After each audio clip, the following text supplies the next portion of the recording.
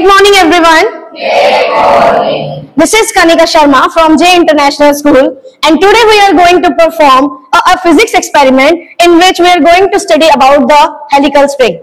Okay? In this spring or in this experiment, we are going to find out the force constant of this given spring in that apparatus with the help of the slotted weights. And here I am taking 20 gram slotted weights each. Clear? Now let's understand the apparatus first of all.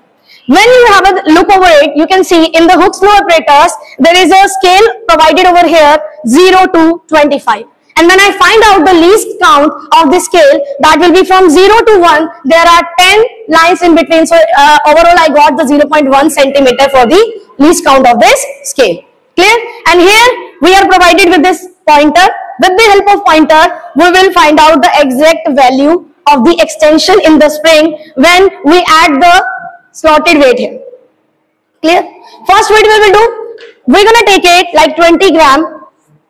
I'm going to put this 20 gram slotted weight into that procedure. Just first have a look over this Hooke's law apparatus. The pointer is completely detecting that at 0. And when, it means what? At 0, your reading will be 0 centimeter. But when I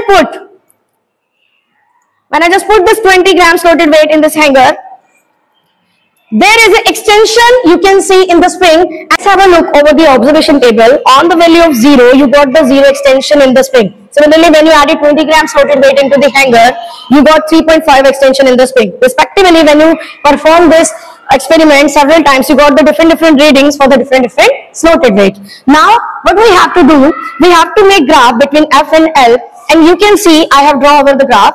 Now we need to find out the slope, and slope will be find out by when you divide BC divided by AC. What will be the BC? That is equal to F, 40 divided by 8, and you get the value of slope. So this is how you can find out the spring constant value.